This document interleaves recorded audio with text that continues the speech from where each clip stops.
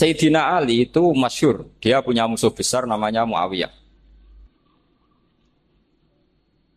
Karena permusuhan ini tidak bisa dihindari. Jadi kalau dalam fikih Islam ini anak-anak saya ajari fikih. Kalau orang mukmin membunuh orang mukmin itu hukumnya dosa besar apa kecil? Besar. Itu di bab kisos. Tapi orang fikih itu unik. Di fikih itu ada kitab sial namanya. Di takrib ada kitab sial. Dan di situ ada penjelasan mangkutila dunamali fahuwa syahid. Orang yang dibunuh karena membela hartanya atau keluarganya, itu dia mati syahid. Kalau dia posisi membunuh, maka malingnya atau penjahatnya muhaddarun damu. Gak punya hak nuntut kisos karena dia anggap gak ada artinya darah. Nah sekarang begini, suatu saat ada garong ke rumah Anda, ingin membunuh Anda karena ingin mengambil harta Anda. Anda ingin ingat status mukminnya atau status garongnya. Terus kamu mau dibunuh diam aja. Saya tidak mau membunuh orang mukmin atau membunuh orang muslim. Nah, kesulitan yang dialami Sayyidina Ali seperti itu. Orang-orang Khawarij cara berpikir Ali ku geblek. Wong mukmin kok pengen mateni wong mukmin. Muawiyah ya geblek pisan. Wong mukmin kok pengen mateni orang. Padahal suasana sudah kacau. Ketika seorang penjahat mau membunuh yang punya rumah dan yang punya rumah ingin membunuh penjahat, itu namanya mukmin bentrok sama orang mukmin. Apa orang benar sahibul hak ingin mempertahankan haknya? Tidak sampai saya tanya. Itu sahibul hak, yaitu yang punya rumah ingin mempertahankan haknya. Meskipun dalam duel ini kadang terjadi pembunuhan. Nah di sini ini ya, ulama ahli sunnah menyebut masalah istihadiyah. Kelompoknya Sayyidina Ali mempertahankan nyawanya meskipun dengan cara membunuh pasukan Muawiyah. Pasukan Muawiyah juga mempertahankan nyawanya meskipun harus membunuh pasukan Ali. Zaman itu susahnya istihad seperti itu. Tapi orang Khawarij cara berpikir enggak, ini biang keladi masalah itu Ali sama Muawiyah. Mereka malah rapat, ya sudah dua-duanya bunuh saja. Ya masyhur tuh, akhirnya Sayyidina Ali dibunuh oleh orang Khawarij. Makanya ini penting ya, pentingnya ngaji seperti ini. Jadi kamu harus dilatih berpikir nubuah. Jadi dilatih berpikir apa? Nubuah disebut al ulama warasatul. Meskipun dengan cara yang ekstrim, tapi pikirannya saja, jangan perilakunya. Saya punya contoh sekian kasus, sekian tragedi. Misalnya begini, saya itu dulu punya teman, dia soleh, bisa baca Fathul Mu'in. Dia itu janggal, bilang sama saya, Gus, tidak biasanya Rasulullah itu agak-agak nyindir orang fakir. Ini kok ada hadis kadal fakru ayakuna kufur. Bahwa kefakiran itu mendekati apa? Kekufuran. Dia itu aneh, aneh sekali. Biasanya tidak biasanya Rasulullah kritik seperti ini. Walhasil ini singkat cerita, anak ini ngalami satu trauma. Dia itu miskin. Gara-gara miskin gitu jadi buruhnya orang non muslim. Dan sering disuruh nganter majikannya itu ke tempat-tempat lokalisasi. Dia mulai mikir, ini gara-gara fakir saya harus nganter orang ke lokalisasi. Mulai ingat dia, Sodaqah Rasulullah ini gara-gara fakir saya jadi pengantar orang ke lokalisasi. Suatu saat majikannya itu benar-benar bangkrut. Malah tidak disuruh nganter. Pokoknya carikan yang cantik bawa sini. Pusing. Nah, dia akhirnya walhasil lari terus keluar. Terus dia cerita, betapa ekstrimnya fakir, sehingga gara-gara fakir saya harus jadi penolong orang yang mau apa mak. Anda boleh berpikir ekstrim, tapi ekstrim dalam melawan kemungkaran itu tadi. Saya nggak boleh jadi fakir, tapi takutnya fakir yang nanti jadi alat kemak. Imam Ghazali juga punya contoh seperti itu. Imam Ghazali pernah marah besar ketika tren di Baghdad itu orang belajar fakih semua. Hatta layakuna thamma tabibun illa min ahli dhimmah, kata beliau. Sampai di Baghdad itu tidak ada dokter kecuali orang kafir dhimmah. Akhirnya kalau ada ulama sakit, saya masih ingat pas kecil, kalau ada ulama sakit itu tidak boleh dibawa ke rumah sakit. Takutnya ketemu dokter muslim, non muslim malah disuntik langsung apa? Mati. Akhirnya ulama saat itu berfatwa, orang Islam harus ada yang jadi dokter. Banyaklah gus-gus yang sekolah ke dokter. Yang masyhur ya seperti Sahal itu, Sahal bin Abdul Fattah.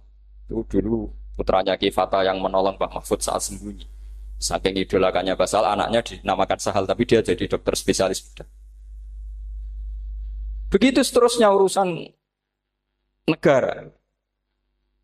Dulu itu orang jabat itu tidak boleh, karena jabat itu dekat dengan syubhat, dekat dengan haram. Tapi gara-gara pejabatnya non-muslim, kalau bikin aturan ya ala non-muslim. Ulama akhirnya sadar, andikan kita yang jabat pasti tidak seperti itu. Bisa bikin perda ini, bisa bikin pelaturan begini yang menguntungkan Islam. Nah, jadilah banyak pejabat yang sekarang muslim. Tempat-tempat maksiat di obrak-abrik sama Satpol PP macam-macam. Kita untung. Tapi kalau orang-orang Khawarij pikirannya pokoknya pejabat itu dekat dengan haram, dekat dengan syubhat. Padahal dengan kita jabat bisa bikin perda atau apa yang menguntungkan Islam. Kemudian menjadi masalah baru secara fikih. Ini adik-adik dengerin biar kulino senam fikih. Kalau caleg soleh, misalnya Mas Nadif nyalek, ini tadi tak guyoni, mau jadi bupati ndak, kalau ya mau saya dukung.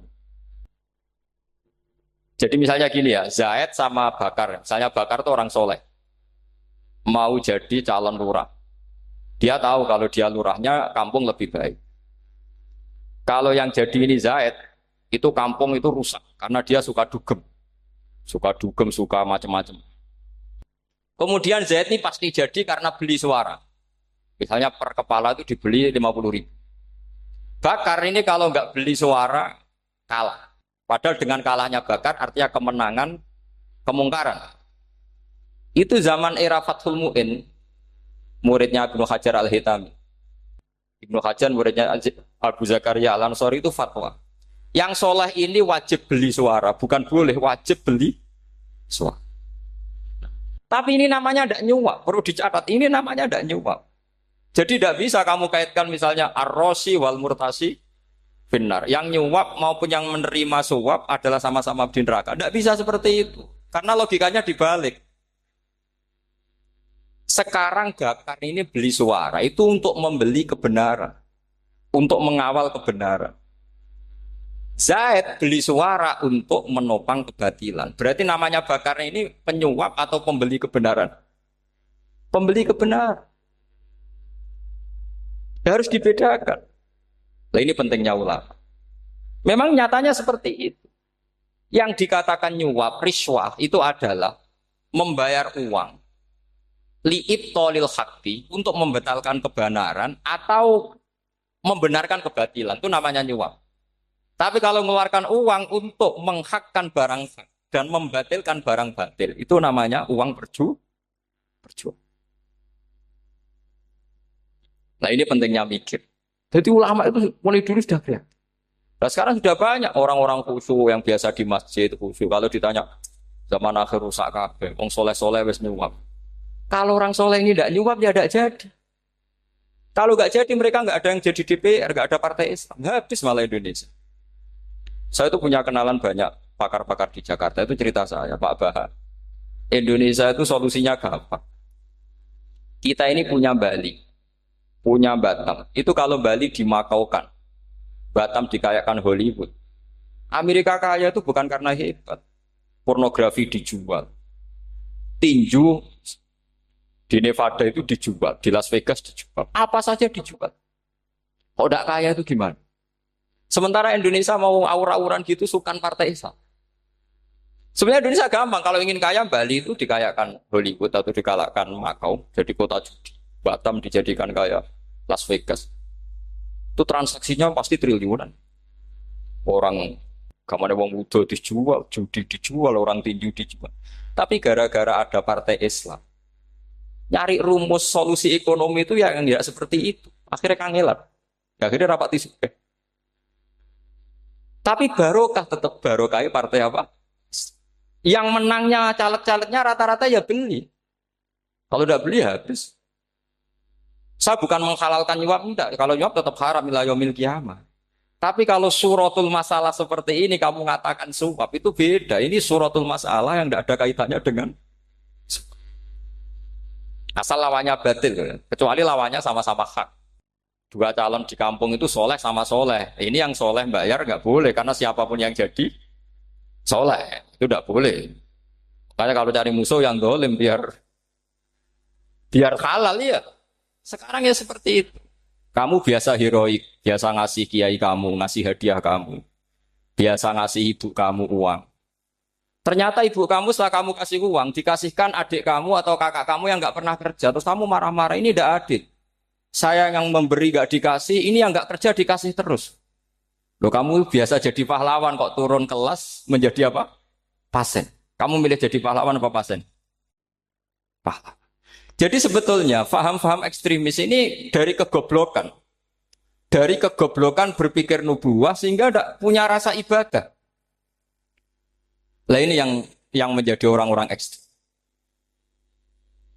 Jadi korban pertama ekstremitas itu bukan sahabat tapi Rasulullah Shallallahu Alaihi Wasallam, yaitu Nabi dibilangin oleh mereka, "I'dil ya Muhammad, kamu kalau bagi harus adil." Pikiran mereka kalau adil sama rata sama.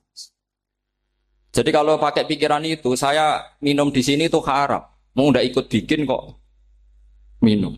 Enak tamu, toko-toko mangan, sing masak kangelan urung. Itu jadi edan bareng. Itu sama seperti kasusnya Bahram Al-Majusi. Dia itu seorang raja kaya, punya anak cantik.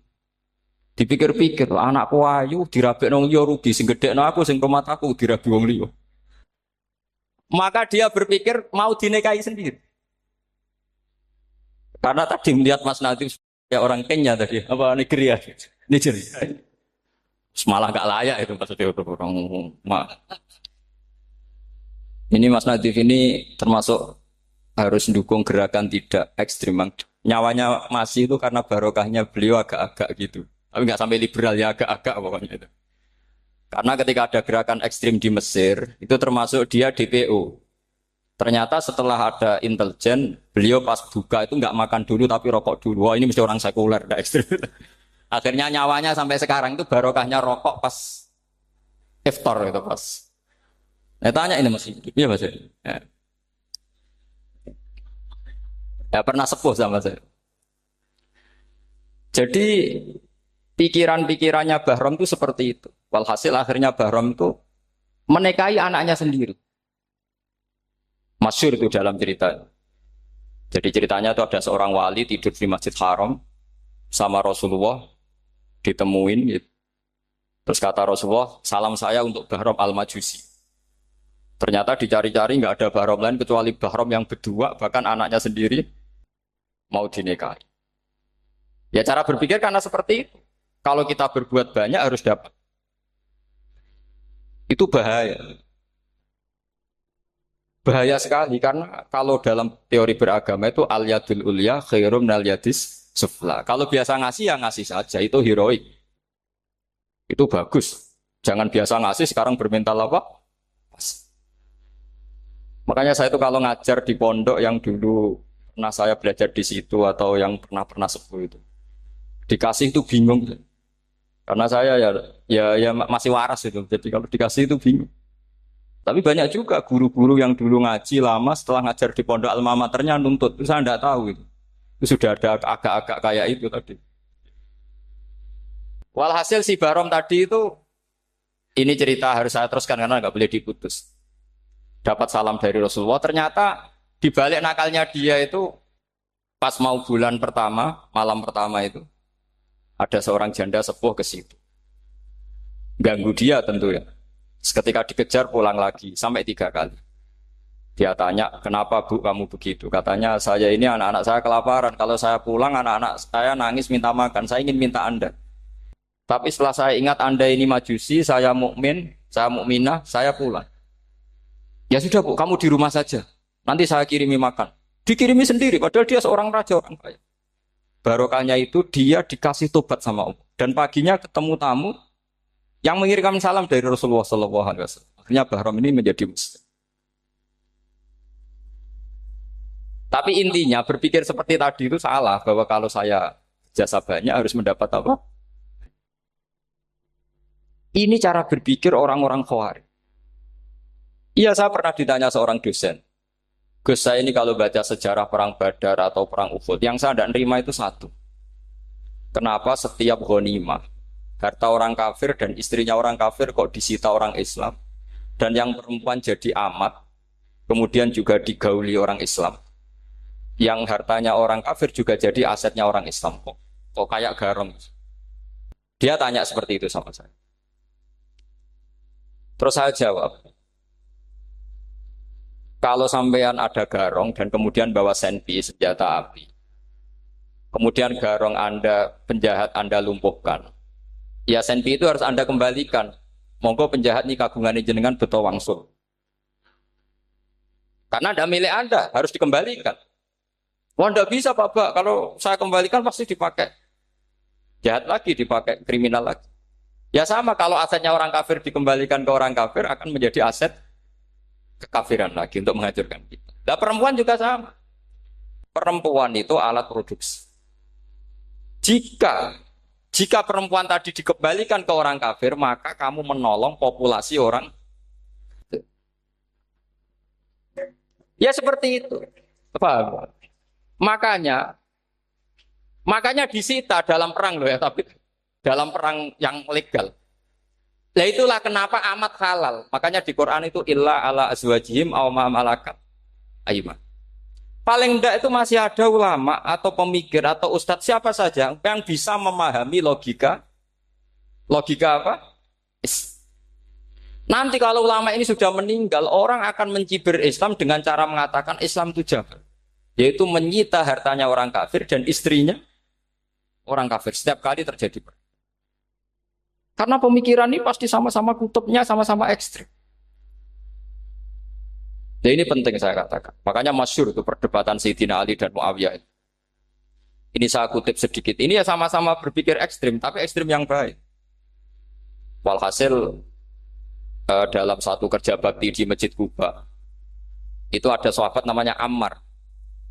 Ini di depan umum, ini penting. Kalau dalam ilmu hadis di depan umum ini penting. Karena nanti menjadi mutawatir. Beda dengan hadis yang Nabi ngendikan sama 1-2 sahabat. Namanya hadis ahadi. Di depan umum Nabi guyon gini sama Ammar. Ya Ammar waihak taktuluka alfiatul baghiyah. Ammar, kamu ini nasib kamu itu agak sial. Karena nanti yang membunuh kamu itu kelompok yang tidak benar. Alfiatul baghiyah itu kelompok yang tidak benar. Itu disaksikan sekian sahabat. Walhasil suatu saat Ammar ini ikut perang dan ikut pasukannya Ali dan terbunuh oleh pasukannya Muawiyah. Seneng Ali. Walhasil Ammar ditemuin sama Ali. Ya Muawiyah, al-ana dhuhara bi anna fi'ati haqqun wa fi'ataka baghiyah. Sekarang kelihatan siapa yang benar. Saya yang benar, kamu yang salah. Kenapa? Karena Ammar kelompokku dan terbunuh oleh kelompok kamu. Padahal kata Rasulullah yang membunuh Ammar adalah kelompok yang salah. Muawiyah pintar sekali, dia jawabnya gini. Laula kama kutila Ammar. Ammar terbunuh karena bela-belain kamu. Kalau kamu tidak nyuruh dia perang juga enggak terbunuh kan. Jadi kamu ikut andil, terbunuhnya siapa? Ammar. Tapi apa kata Sayyidina Ali? Idzan qatala Rasulullah Hamzah. Kalau teori itu Anda pakai, Rasulullah pun membunuh Hamzah. Sekarang Hamzah perang karena suruhan siapa? Rasulullah. Yang membunuh Hamzah siapa? Wahsy. Kalau teori itu Anda pakai, berarti Rasulullah pun membunuh Hamzah. Terus fasa kata Muawiyah, terus Muawiyah diam. Jadi fikih pun tuh diputuskan lewat pikiran ekstrim. Tapi bukan ekstrim yang merugikan orang lain. Ya, kalau merugikan orang lain namanya sudah la dororo wa la diror. Dia menyalahi aturan ini. Makanya saya pernah ngaji di sini dulu ketika tahun kemarin. Fikih-fikih Islam itu punya rumus, itu ya gara-gara pikiran ekstrim sebetulnya. Saya pernah nyontohkan adalah orang tuh kalau sholat jenazah itu mayitnya di depan. Itu ulama fikih tidak ada yang punya alasan. Mau hanya bilang gini, hakadha wajadna salafan wa khulafan. Mulai dulu kalau nyolati mayit ya jenazahnya di depan. Ya hanya gitu saja, tidak punya alasan. Makanya ulama lain mengatakan tidak apa-apa jenazah di belakang, yang sholat di depan. Kenapa? Fa innaha laysat bimanzilatil imam. Memangnya jenazah imam harus di depan. Itu ya tidak ada yang bisa bantah. Bagaimana mungkin harus di depan? Oh, enggak imam kok harus. Yang harus di depan itu imam. Jenazah itu imam apa enggak? Enggak. Terus alasan kedua sholat ghaib. Kalau ada orang mati di Surabaya, Mas Nadib di sini, sholat ghaib boleh enggak? Boleh. Jenazahnya di depan apa belakang? Di belakang kan? Berarti harus nggak jenazah di depan. Ya dia mau ngakeh yang jelas kalau itu. Lah ini contoh-contoh kecil. Nah orang Khawarij itu orang yang paling tidak mau menerima otak adik seperti itu. Akhirnya jadi goblok bareng tadi. Ya makanya Rasulullah pun jadi korbannya Khawarij. Muhammad kamu harus adil. Karena pikiran mereka adil itu yang memberi banyak ya dapat banyak. Kalau pikiran nubuah tidak seperti itu. Kalau yang biasa memberi, biasa heroik, biasa baik ya biar tetap biasa memberi. Jangan dilatih jadi apa? Fasih. Ini mungkin adik-adik juga agak keberatan, tapi harus dilatih. Makanya saya itu jadi kiai itu ya mulai kecil anaknya kiai butuh kiai. Saya itu ya mulang tuh seneng. Saya tidak pernah terlintas dikasih santri atau dihormati ya enggak. Mungkin sampai mati ya enggak terlintas. Ya pikiran saya sederhana. Biasa mulang pahlawan malah sekarang pasien itu malah kayak cemen, kayak turun kelas itu. Jadi saya terus ya enggak kepikiran sama sekali. Loh kalau saya minta sama Allah karena itu atasan saya. Makanya ada ulama yang ekstrim gini, ini kisah nyata. Ada ulama alim datang ke seorang raja. Rajanya ini soleh padahal. Ternyata pas raja itu berdoa, ya Allah saya kasih ini, kasih ini. Padahal ulama tadi itu mau mengajukan proposal. Mau minta apa gitu. Terus dia pulang ketika ditanya, Pak Kiai kenapa pulang? Ternyata raja itu minta zat yang sama yang saya mintai. Kalau raja saja masih minta ngapain saya minta raja, saya akan minta zat yang dimintai raja. Terus pulang dia. Wah itu ya pikiran ekstrim, tapi bagus ekstrimnya. Saya akan minta zat yang dimintai. Kalau sampean kan enggak, uteke saya les, sholat dinteni, tetap jalo. Oh, orang mikir seperti itu. Memang salah didik, salah itu tadi. Nah, ini harus dilatih.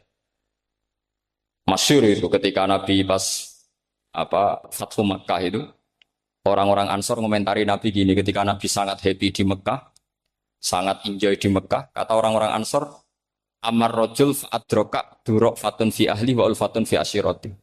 Namanya orang pasti happy kalau di kampung halaman. Jangan-jangan Rasulullah itu nanti hidup di Mekah lagi, karena Mekah sudah dikuasai orang Islam. Beliau pasti kangen sama keluarga, sama Mekah. Tapi ya sama, ketika Rasulullah mulai ngasih itu, orang-orang Quraisy dikasih banyak, orang Ansor juga pikirannya seperti itu. Baru orang Ansor dilatih pikiran nubuwah, yaitu tadi. Mereka itu dapat kambing, dapat sapi, terus pulang. Kamu mendapat saya, milih mana? Milih Rasulullah Shallallahu Alaihi Wasallam. Sekarang kamu saya balik. Kamu punya kiai, kamu bisa memberi hadiah, memberi beliau. Suatu saat kiai Anda ini kaya raya, terus sering ngasih orang-orang yang nggak pernah berjasa. Kamu nggak pernah dikasih.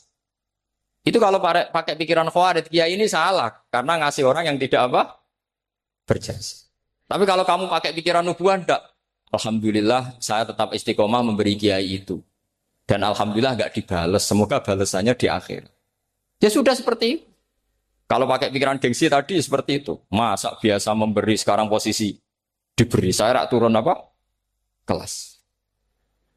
Jadi sebetulnya pikiran ekstrim itu boleh, tapi untuk yang seperti ini bukan ekstrim yang tadi. Makanya ini disebut al-hujjat. Al-hujjat itu satu logika yang bisa mematahkan asumsi awal.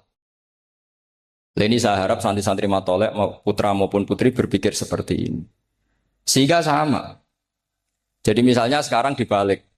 Kalau ada orang NTT yang masih non-muslim, itu orang kafir yang harus dibunuh atau orang kafir yang harus didakwai. Mesti pikirannya itu, kalau Nabi itu ya semua yang didakwai Nabi dulu orang kafir. Nah, ketika Nabi di Mekah itu pertama ketemu orang kafir itu dibunuh atau didakwai? Didakwai. Ya berarti pilihan sekarang ya didakwai bukan dibunuh.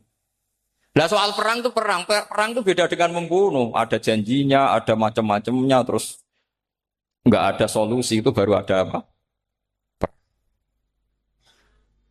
Jadi kalau sudah dibalik-balik gitu, makanya kata ulama-ulama, Khawarij itu pasti salah. Pasti salahnya adalah kalau orang tidak benar ya dibenarkan bukan dibunuh. Kalau setiap orang kafir dibunuh, Nabi kapan jadi nabinya? Karena orang kafir habis. Jadi metode bil hikmati ada, metode hasanah ada, karena orang kafirnya sudah apa? Mati. Pertanyaan kedua, kalau Nabi harus ekstrim ngapain yang ngawal Jibril? Halnya Israel lebih efektif. Jadi jadi kalau sama-sama ingin ekstrim, Nabi itu nggak usah dikawal Jibril kan, enggak efektif kan? Harusnya yang ngawal itu siapa? Israel. Kan nggak repot. Nah, jadi saya mohon ini saya cerita. Jadi korban pikiran ekstrim itu bukan siapa-siapa. Pertama itu Rasulullah. Akhirnya Rasulullah menjelaskan, ya beginilah cara berpikir. Jadi saya kira demikian. Nanti mungkin kalau ada tanya-tanya, ada pertanyaan. Yang jelas kalau seputar ekstremitas itu bisa latihan. Ya. Sebenarnya bisa latihan di fikih. Karena fikih ini cerminan dari pikiran ulama. Ya, cerminan dari pikiran apa ulama yang tidak tekstual. Ya, seperti gini ya. Tasaddaqa Rasulullah so'an min tamrin au so'an min akidin. Ketika zakat fitrah itu Rasulullah mengeluarkan satu sok amr. Amr itu kurma. Kalau menurut tekstual berarti zakat fitrah harus pakai kurma. Tapi semua ulama sedunia mengatakan putih ahli balad. Hanya dalam konteks Indonesia ya pakai apa? Beras. Berarti kata tamr diganti kut. Diganti apa? Kut. Jadi orang itu jangan diajak goblok bareng. Masa Nabi ngendikan tamr harus apa? Makanya saya pernah debat. Pak Nabi itu cingkrang. Kenapa orang-orang itu rata-rata tidak cingkrang? Saya bilang, Nabi itu hidupnya di Mekah. Kenapa Anda hidup di Indonesia? Iya, Nabi itu hidupnya di Mekah. Terus saya tanya lagi, Nabi itu hafal Quran, kamu udah hafal? Saya hafal Quran. Kalau cingkrang gampang, karek ngetok. Ya, kalau ada sunnah Rasul, Nabi hafal Quran, enggak? Hafal kan? Berarti kalau ikut sunnah Rasul, hafal Quran. Jangan cingkrak tok, ya hafal apa? Ya sama poligami juga gitu yang tadi diceritakan Mas Natif itu. Nabi itu poligami setelah Khadijah meninggal. Apa mereka mau nunggu istri pertama meninggal? Kalau ingin persis loh. Kalau ingin persis nunggu istri pertama meninggal. Ah, iya. Enggak mau juga kan. Ya biasa saja lah. Pokoknya yang dihalalkan syariat ya kita bilang halal, yang diharamkan kita bilang apa? Enggak usah sok suci isi sunnah Rasul. Saya punya banyak cerita. Abu Bakar itu dulu sering menghindari sunnah Rasul. Dulu Rasulullah itu kalau ada orang minta ya dikasih. Ketika Abu Bakar bikin Baitul Mal. Ketika ditanya ini zaman Rasulullah tidak ada. Kata Abu Bakar, huwa Rasulullah. Beliau itu Rasulullah. Mbak gak dimanage ya negara tertib. Umar bikin pasukan. Pasukan itu diangkat negara. Kalau dulu zaman Nabi yang ikut perang bahaya, yang tidak perang namanya munafik. Era Umar tidak, militer itu ditunjuk. Dia digaji pakai Diwanul Murtazikoh. Ketika ditanya, kenapa tidak kayak Rasulullah? Huwa Rasulullah, mbak tidak tertib pun tetap negara stabil. Karena ada karismanya. Jadi kadang-kadang dalam banyak hal, itu kita malah tidak boleh persis Rasulullah. Karena kadang banyak khususnya. Yaitu contoh yang paling masyhur di fikih ya kayak Nabi itu Neka 9 itu khususnya. Dalam strategi juga sama. Dalam strategi memanage negara juga sama. Banyak sahabat yang punya ide yang zaman Nabi itu tidak ada. Ketika ditanya, kenapa tidak persis Nabi? Katanya, huwa Rasulullah. Ya Rasulullah itu meskipun seperti itu, meskipun tidak tertib secara rasional, tetap dikawal wahyu. Makanya negara baik-baik saja. Kalau saya ini hanya Abu Bakar, kalau tidak ya repot. Umar ya sama, bikin Diwanul Murtazikoh. Utsman juga sama, di-manage negara. Sayyidina Ali juga di-manage. Kalau Nabi tidak. Tapi tidak apa-apa, karena ada karisma. Sama tak cerita nih, masalah zakat yang masyhur. Orang paling bakhil sekalipun, paling kikir sekalipun, itu zaman Rasulullah bayar zakat. Karena pikirannya setelah zakat dikasihkan, Rasulullah mendoakan. Khudh min amwalihim shadaqatan tutahhiruhum wa tuzakkihim biha wa sholli alaihim. Inna sholataka sakanul lahum. Era Abu Bakar enggak. Sorry ya Abu Bakrin, dulu kita zakat sama Rasulullah karena didoakan beliau. Kamu hanya Abu Bakar, saya tidak mau zakat. Ya sama lah seperti orang dipimpin ulama-ulama karismatik. Orang dipimpin Badullah itu tidak usah metai, santri sudah nurut. Dipimpin Usman Nazif, gak bikin pelaturan, habis pondok. Kalau tidak ngancam, gak gini, ditakzir, gak gini, habis. Zaman Badullah dehem tok santri wedi. Mas Nazif dehem. Nah, Makanya Rasulullah itu tidak banyak bikin pelaturan. Rasulullah itu kalau mau perang itu hanya bilang sahabat, saya besok ditantang Abu Sufyan di sini. Saya mau perang. Oh itu sahabat ikut semua. Orang melihat wajahnya, melihat karismanya sudah tertarik ingin menyelamatkan beliau. Kita tidak akan ridho Rasulullah keluar sendiri. Kalau Abu Bakar ya enggak. Pertama Abu Bakar pidato sudah sopan. Saya memimpin kamu. Ini ketulitu alas tubuh khairikum. Saya ini memimpin kamu, tapi bukan berarti saya yang terbaik. Jika saya benar maka dukunglah. Kalau salah ingatkan. Itu pertama orang-orang bilang apa? Fawwala uqiman nakabisef. Nanti kalau Anda salah tak ingatkan pakai pedang. Ya karena hanya Abu Bakar bukan Rasul. Jika diaturlah ini ada militer, ada pengawal, ada Baitul Mal. Era Umar lebih modern lagi ada Diwanul Murtazikoh, ada macam-macam. Ya Rasulullah nggak ada. Nah sekarang orang sidik-sidik muni sunnah Rasul. Padahal ada sunnah Rasul yang khasnya Rasulullah sebagai nubuwah. Ya khasnya Rasulullah sebagai apa? Coba Nabi itu istrinya 9. Semuanya cerita tentang tahajudnya Nabi, witirnya Nabi.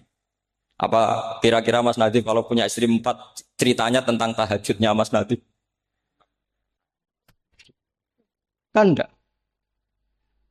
Nah, jadi saya mohon, nah, sebetulnya pikiran-pikiran ekstrim itu karena enggak mau belajar. Enggak mau belajar. Kalau mau belajar itu kata Imam Ghazali itu dalam kitab Imla, Al-Imla fi Iskalatil Ikhya itu. Fal ma'ani awsa'u minal ibarat. Yang namanya ma'ani itu awsa'u minal ibarat. Jadi yang fal ma'ani awsa'u minal ibarat. Jadi yang namanya makna itu lebih luas minal apa? Ibarat. Nah, ini contoh yang paling nyata ya Sayyidina Ali. Ketika Sayyidina Ali perang sama Muawiyah, itu Sayyidina Ali bilang, sebaiknya Muawiyah kirim delegasi, mediator. Saya juga kirim mediator. Terus orang-orang Khawarij karena tadi tekstual. Mahadha ya Ali. Ini apa ya Ali? Lam yujad fi kitabillah. Aturan mediator itu tidak ada di Quran. Bahwa kalau kita perang harus ada mediator itu tidak ada. Terus Sayyidina Ali baca ayat wa in khiftum shiqaqa bainihima fab'atsu hakaman min ahli wa hakaman min ahliya. Jika lelaki dan perempuan, suami istri terjadi shiqaq, terjadi konflik, maka suami kirim satu mediator, yang pihak perempuan juga kirim mediator. Terus Sayyidina Ali ngendikan wa amru Muhammad a'dhamu min amri rajulin wa imra'atin. Urusan umat Muhammad lebih serius ketimbang urusan hanya sekedar suami dan istri. Maka kita butuh hakam, butuh mediator. Baru 4.000 orang Khawarij tobat ngikuti pikirannya Sayyidina Ali yang tidak tekstual. Sama seperti zaman Rasulullah. Ketika Rasulullah mau perang Badar, saya ini mau perang Badar kata Rasulullah. Musuh saya itu 1.000 lebih. Kalian hanya 313. Apa kita teruskan? Itu sahabat langsung bilang gini, saya itu hafal teksnya. Idzan lanaqulu laka kama qalat banu Israil fathab anta wa rabbuka faqatila inna hahuna qaidun walakin idhab anta faqatila inna ma'akum muqatilun. Ini kelihatan sekali bahwa para sahabat sudah ada tekstual.